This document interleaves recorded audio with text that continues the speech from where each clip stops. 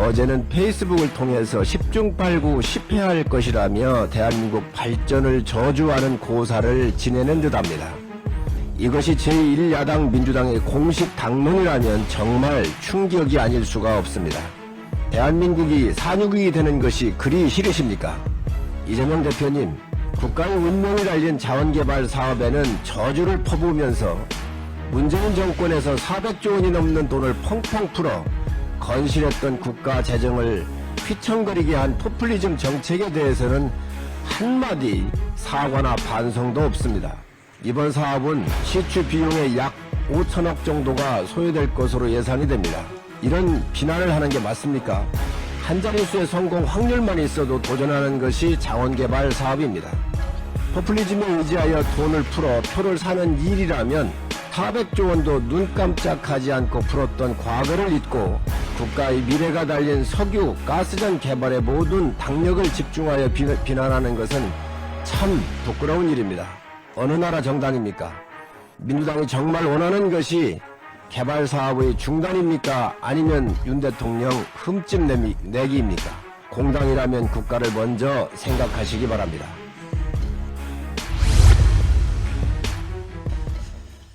민주당 이재명 대표의 영일만 석유 가스전 개발 사업에 대한 비난이 도를 넘고 있습니다. 밑빠진 독에 물 붓기라며 터무니없는 비판을 하더니 어제는 페이스북을 통해서 10중 8구 10패할 것이라며 대한민국 발전을 저주하는 고사를 지내는 듯합니다.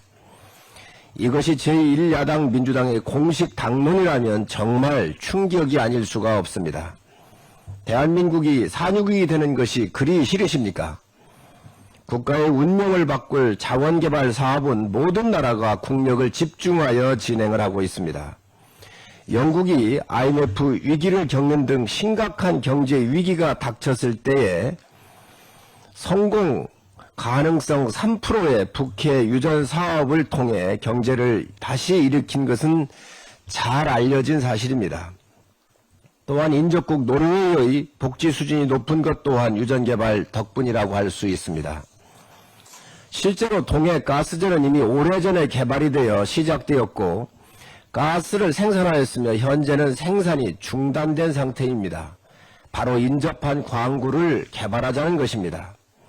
이재명 대표님, 국가의 운명이 달린 자원개발 사업에는 저주를 퍼부으면서 문재인 정권에서 400조 원이 넘는 돈을 펑펑 풀어 건실했던 국가 재정을 휘청거리게 한 포퓰리즘 정책에 대해서는 한마디 사과나 반성도 없습니다.